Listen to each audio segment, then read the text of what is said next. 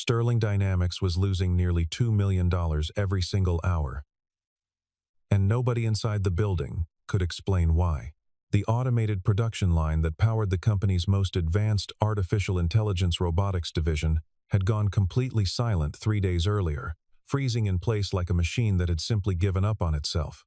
50 of the most celebrated engineers in the world had been flown in from the United States, Germany, Japan, and South Korea, each one carrying credentials long enough to fill a wall, and not a single one of them could find the source of the failure. When a man in a worn work jacket finally walked through the front doors carrying an old, scratched toolbox, the chief executive barely looked at him before telling him coldly not to waste her time and simply fix it. The room erupted in quiet laughter. Nobody in that building had any idea that the man they were mocking needed less than a minute staring at the control panel to notice something that 50 brilliant minds had completely missed. 2 hours later, the entire factory was running again. But the truth about who he really was would shake the company far more than the breakdown ever had. The trouble had started on a Monday morning, though nobody could have predicted how far it would spiral. Sterling Dynamics stood on the edge of signing a defense contract worth $12 billion, a deal that would cement the company as the most powerful name in automated manufacturing for a generation. Every department had spent months preparing for the final inspection, polishing every process until it gleamed, rehearsing every answer the government auditors might ask. Then, without warning, the primary production line responsible for assembling the company's flagship artificial intelligence units simply stopped. No alarms triggered a clear diagnosis. No error message pointed to an obvious culprit. The machine simply froze, mid-motion, as though something deep inside the system had lost faith in its own instructions. Victoria Sterling, the chief executive, arrived within the hour, her heels striking the polished floor, with the kind of urgency that made junior staff scatter out of her path. She was 37 years old, sharp-featured, always composed, and famous throughout the industry for believing that money could fix anything given enough of it thrown at the right problem. She had built her reputation on decisiveness, on never allowing hesitation to slow her down, and she expected the same relentless certainty from everyone who worked for her. When she saw the frozen line of robotic arms standing motionless under the fluorescent lights, she did not panic. She simply picked up her phone and started making calls, certain that enough expertise, purchased at any price, would solve the problem before the afternoon was over. By nightfall, the first wave of specialists had already arrived, trailing suitcases full of diagnostic equipment and international reputations. By the following morning, that number had grown considerably, until nearly 50 engineers filled the control room, murmuring in different languages, running simulation after simulation, tearing apart code that had taken years to build. Marcus Kane, the company's technical director, coordinated the effort with visible strain etched into his face, aware that every hour of silence from that production line was another hour bleeding money the company could not easily replace. He had worked with Victoria for nearly a decade, and had never seen her this quiet, which worried him more than her usual sharp temper ever could. 2 full days passed without a single breakthrough. The specialists debated theories, argued over conflicting readings, and blamed everything from corrupted firmware to a possible sabotage attempt from a rival corporation. Victoria sat through hours of technical briefings that led nowhere, her patience thinning with every failed explanation. She had spent a fortune assembling what should have been the finest engineering team money could buy, and yet the machines remained as still and silent as they had been on the very first morning. By the third day, whispers had begun circulating that the defense contract itself might be in jeopardy if the line could not be restored before the scheduled inspection. Suppliers were already asking pointed questions about delayed shipments, and board members had begun calling at odd hours, their voices carrying a tension Victoria rarely heard from people who normally trusted her instincts without question. She found herself pacing the length of her office late into the night, staring at spreadsheets that told her nothing, except how much money continued disappearing with every silent hour the line remained frozen. She had built her entire identity around being the person who solved problems other people gave up on, and for the first time in years, she felt the uncomfortable sensation of a problem refusing to bend to her will no matter how much money or authority she threw at it. Inside the control room, the atmosphere had shifted from confident collaboration into something closer to quiet dread.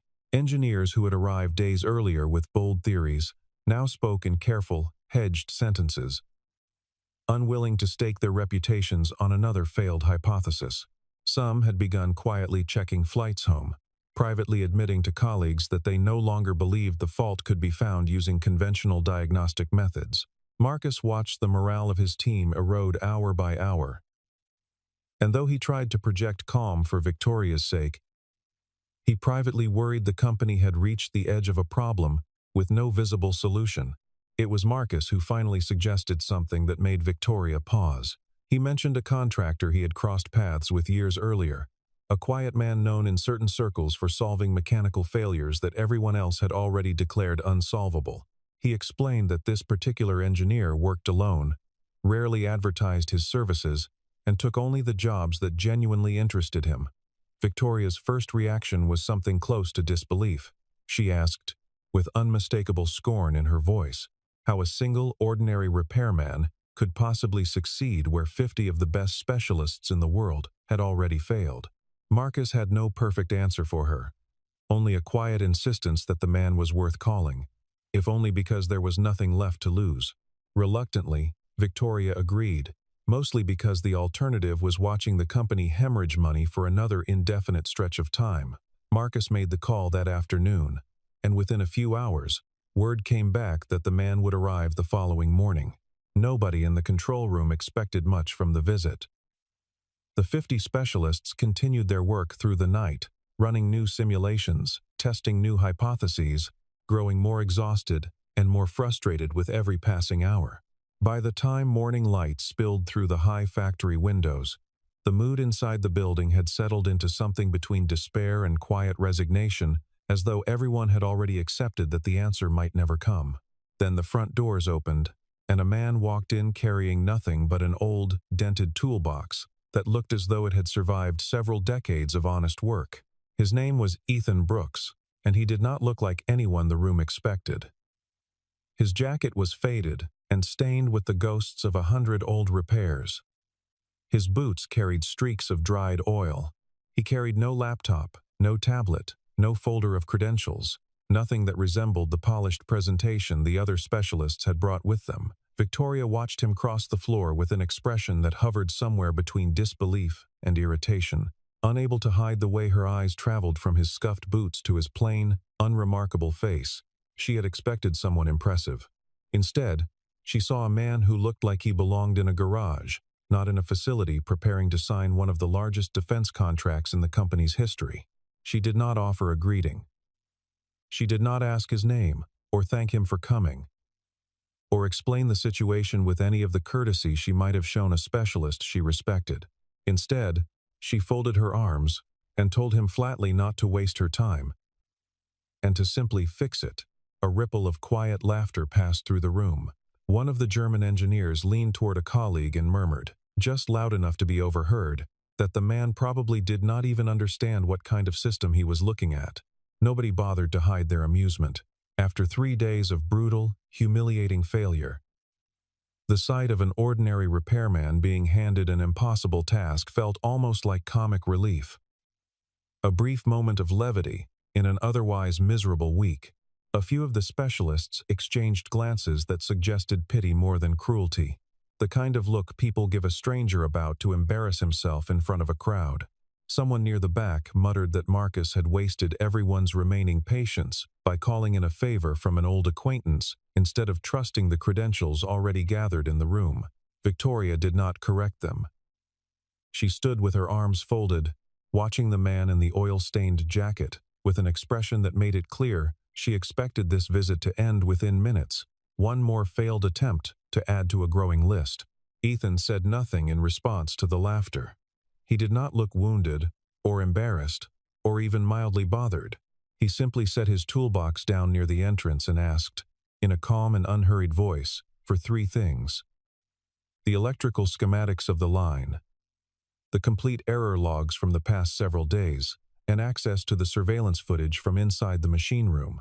Victoria's patience, already worn thin by 3 days of failure, snapped further at what she assumed was a stalling tactic. She was certain he was buying time. perhaps hoping to disguise his own confusion behind a request for paperwork nobody else had bothered to ask for. Still, she gestured for someone to retrieve the files, if only to prove to herself that this had been a wasted errand.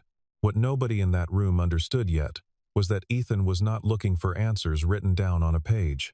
He was looking for a pattern, a shape hidden inside all that scattered information that the 50 specialists, buried in their own individual specialties, had never stepped back far enough to see. He spent the first several minutes simply walking the length of the production line, saying nothing, touching nothing. He moved slowly, his eyes tracing the frozen arms of the machines, the tension cables, the housing panels bolted along the length of the assembly. He paused occasionally to lean close to a joint or a casing, not examining it with any instrument, but simply listening, as though the silence of the machine itself carried information the sensors had failed to record. At one point he knelt beside a support column and inhaled slowly, catching the faint scent of heated metal and old lubricant drifting from somewhere deep inside the structure. Several of the specialists exchanged confused glances, unsure whether they were witnessing genuine expertise or an elaborate performance. He crouched near the base of the largest arm and pressed 2 fingers lightly against a support beam, feeling for the faintest tremor traveling through the metal. He tilted his head slightly, the way someone might when trying to catch a distant sound over the noise of a crowded room. Several specialists had already run vibration analysis using sensitive equipment days earlier. Yet Ethan seemed to be searching for something the instruments themselves had never been calibrated to notice. He moved to the next joint, then the next. Unhurried, methodical, treating the frozen machine less like a broken object and more like a patient whose symptoms had not yet been properly understood. After nearly 20 minutes of silent observation, Ethan asked for something that stunned the entire room. He requested that the whole system be powered down completely. Every subsystem, every backup generator, every redundant circuit that kept portions of the line in standby. A chorus of objections rose immediately. Several specialists warned that a full shutdown could corrupt whatever data remained inside the damaged systems, potentially destroying any chance of recovering the original fault. Marcus, though intrigued by the request, admitted he was nervous about the risk it carried. Victoria's frustration boiled close to the surface, and for a moment, it seemed she might throw the man out of the building entirely rather than gamble the company's already fragile situation on the instincts of a stranger in an oil-stained jacket. Ethan did not raise his voice, and he did not attempt to argue his case with technical jargon designed to impress anyone.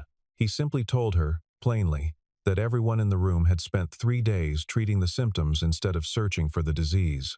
He said that as long as partial power remained flowing through the system, the true source of the failure would stay hidden beneath a layer of electrical noise that made every reading unreliable. He was not asking her to trust his reputation, because he understood he had none in that room. He was asking her to trust that sometimes the only way forward was to stop treating the wound and start looking for what had caused it in the first place.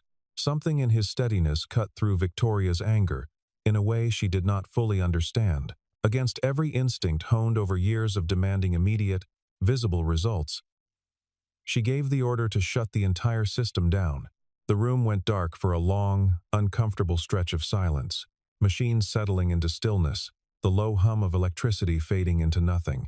Ethan waited a full quarter of an hour before asking for the system to be brought back online in stages, one subsystem at a time.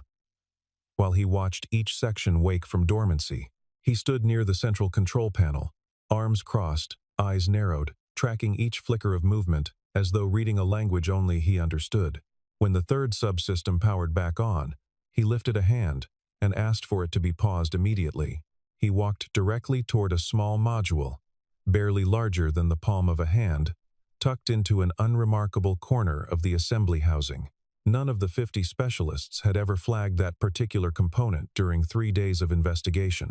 It sat so far from the visible mechanical failure that nobody had considered it worth a second look. Ethan crouched beside it, opened the housing with practiced, careful hands, and studied the internal wiring for a long moment before speaking again.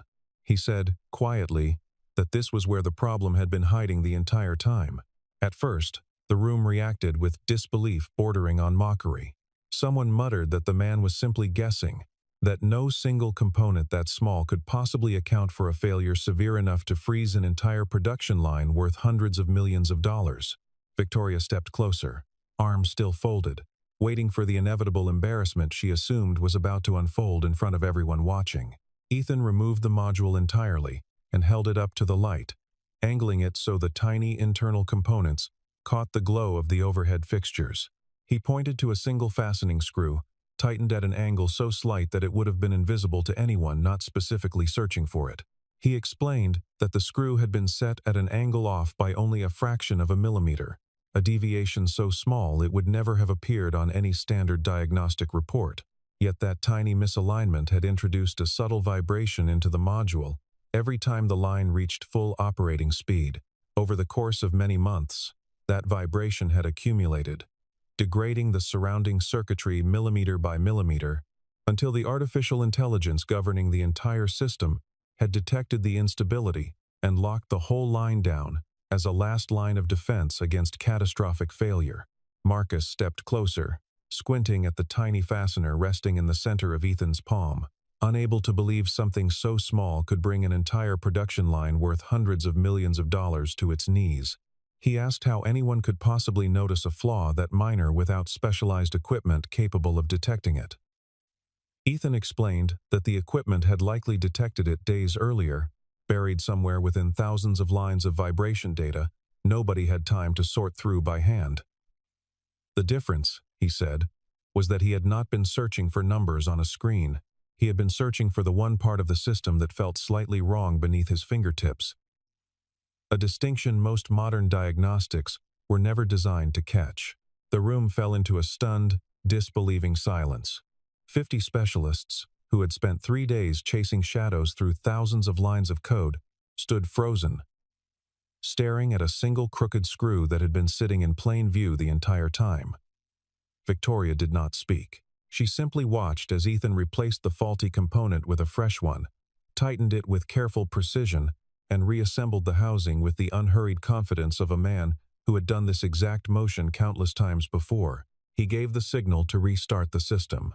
The first robotic arm shuddered, hesitated, and then began to move, smooth and steady, exactly as it had been designed to. A second arm followed, then a third. Within a matter of minutes, the entire line was humming back to life, section by section, until the full assembly floor stood in motion once more, exactly as it had before the failure had ever begun. A wave of spontaneous applause broke out among the specialists, some of them laughing in disbelief, others simply standing in stunned silence at what they had just witnessed. Marcus exhaled a breath he felt like he had been holding for 3 straight days. Victoria stood apart from the celebration, watching Ethan quietly pack his tools back into his worn case as though nothing extraordinary had just occurred. She found herself studying him with a very different expression than the one she had worn when he first walked through the door. She stepped closer and asked, with genuine curiosity, replacing her earlier scorn, how he had known where to look when 50 of the finest engineers in the world had missed it entirely. Ethan considered the question for a moment before answering. He told her that machines always tell the truth, even when nobody bothers to listen. He said most people search for problems using instruments and data, forgetting that sometimes the answer reveals itself only through patience, through slowing down long enough to notice what does not fit. Victoria had no immediate response to that. It was not the kind of answer she was used to hearing from the engineers she employed, men and women who spoke in probabilities and technical models. Never in something as simple and unmeasurable as listening. She glanced around at the celebrating specialists, still trading amazed remarks about the misaligned screw, and realized none of them had asked Ethan the question she had just asked. They were satisfied with the result. She found herself wanting to understand the man behind it, a curiosity that felt unfamiliar, and, if she was honest with herself, slightly uncomfortable. Marcus lingered near the assembly line long after most of the specialists had gone home, watching the robotic arms move through their programmed sequences with a kind of quiet fascination he had not felt in years. He had spent nearly 2 decades in the industry, had trained under respected mentors, had built a career on precision and technical mastery, And yet he found himself unsettled by how easily a stranger with no formal credentials had solved a problem his entire department could not. It was not resentment he felt, but something closer to humility.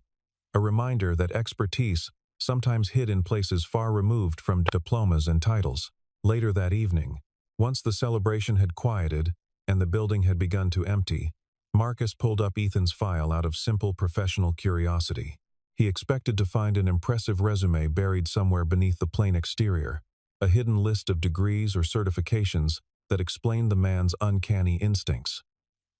Instead, he found almost nothing. The record listed him only as a repair contractor, with no advanced degrees attached to his name, no notable prior employers, no public record of achievement that would explain what they had all just witnessed. Marcus stared at the empty file for a long time, more unsettled by its blankness than he would have been by an impressive list of credentials. Victoria assumed, at first, that the entire episode had simply been a stroke of unusual luck, the kind of story people would tell for a few weeks before forgetting entirely. But something about the calm certainty in Ethan's voice, and the total absence of any trace of his past, refused to leave her thoughts. That night, unable to shake her curiosity, she began quietly looking into his history herself, running searches through channels available to someone with her resources and her patience. What she found over the following days did not match the man in the oil-stained jacket at all. Buried beneath layers of old records, she discovered that Ethan Brooks had once designed automated manufacturing systems that had been considered groundbreaking in their time, years before Sterling Dynamics had even entered the field. He held a considerable number of patents, several of them foundational to technologies that competing companies still relied upon.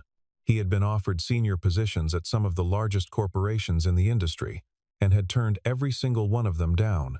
Somewhere in the records, there was a brief, painful mention of a family tragedy, a loss severe enough that it appeared to have driven him away from the ambitious career he had once built, toward a quieter, anonymous life spent traveling from job to job, fixing machines that everyone else had already given up on. One old article, buried several pages deep in her search results, described Ethan as one of the most promising minds of his generation, a man whose early designs had once been studied by graduate students trying to understand the future of automated systems. Another mention, far more recent and far shorter, noted only that he had quietly stepped away from public life, following the loss of his wife, offering no further detail beyond a brief expression of condolence from a former colleague. Victoria read that single paragraph several times, feeling something shift uncomfortably in her chest, an unfamiliar sensation somewhere between guilt and sympathy that she was not entirely sure how to process. She thought back to the way she had looked him over that first morning, the way her eyes had lingered on his scuffed boots and worn jacket, as though they were evidence of something lacking rather than simply the clothing of a man who valued function over appearance. She realized, with growing discomfort, that she had made her judgment in less than 5 seconds, long before he had said a single word, and that judgment had nearly cost her company everything it had spent years building toward. It was not a comfortable thought for a woman who prided herself on precision and control, and it followed her long after she closed the files that night. Victoria read through what little information existed with a growing sense of discomfort.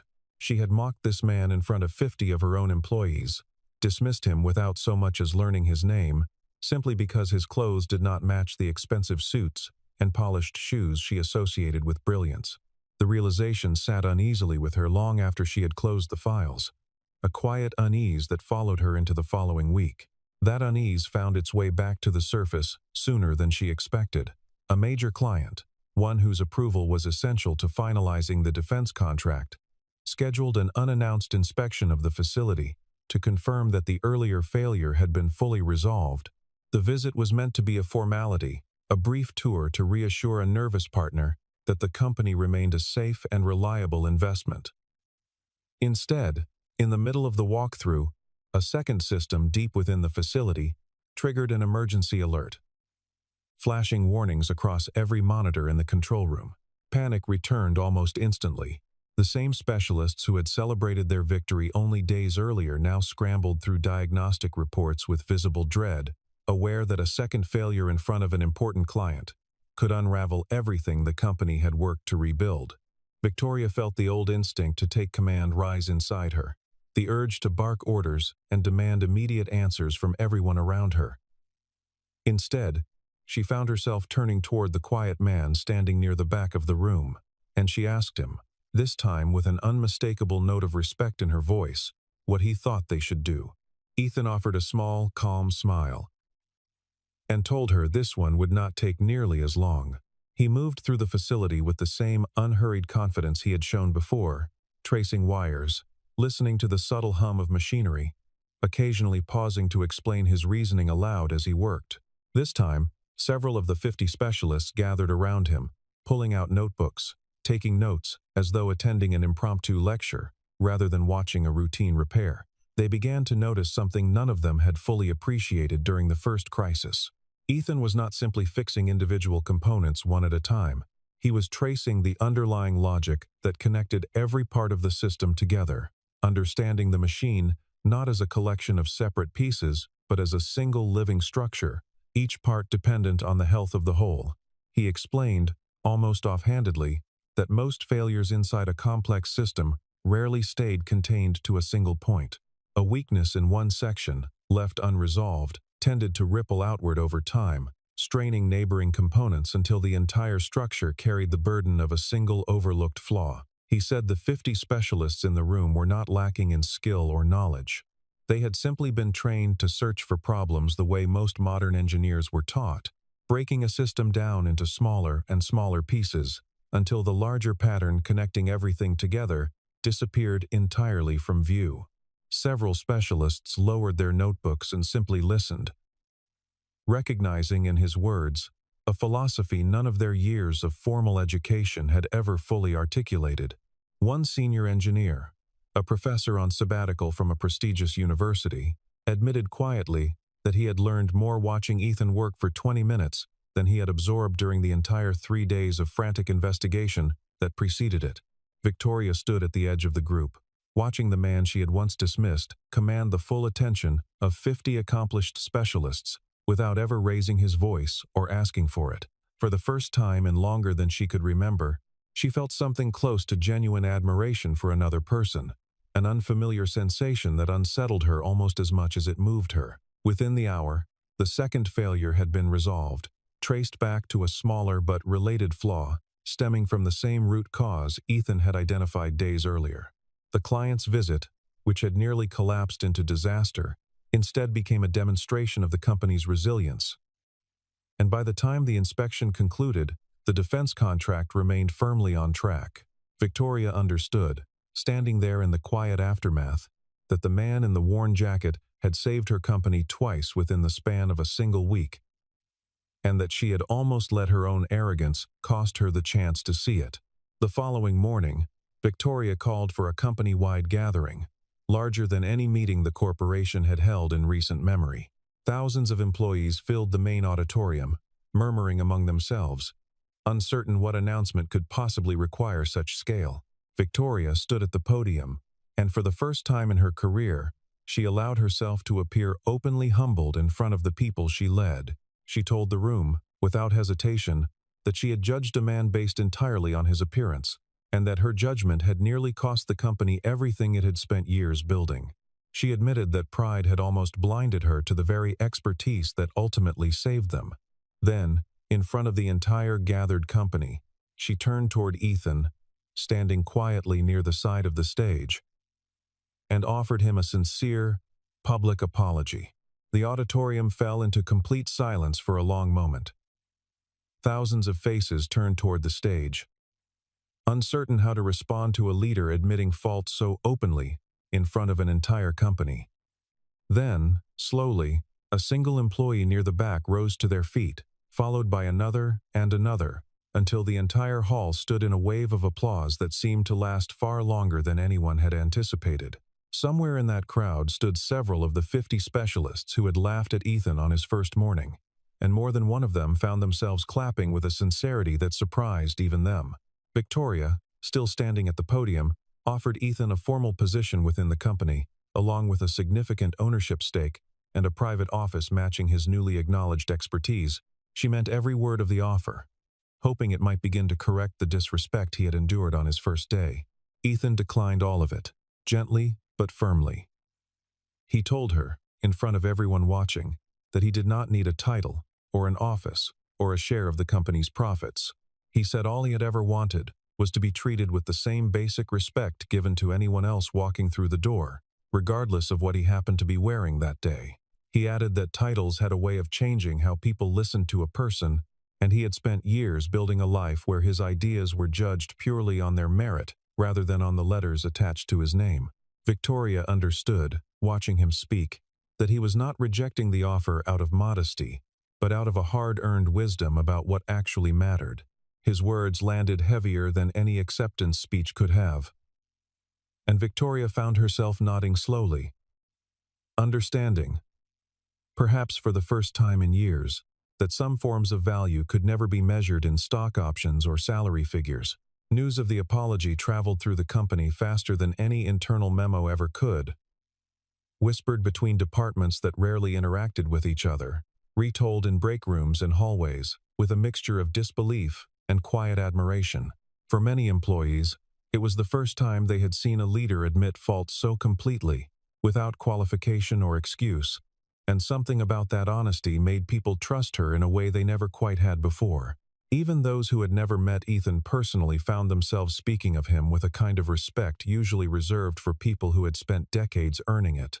In the months that followed, the culture inside Sterling Dynamics shifted in ways that outlasted the initial embarrassment of that public apology. Victoria implemented new policies that discouraged employees from dismissing ideas based on rank, appearance, or background, insisting instead that every voice within the company be given a genuine chance to be heard before being judged.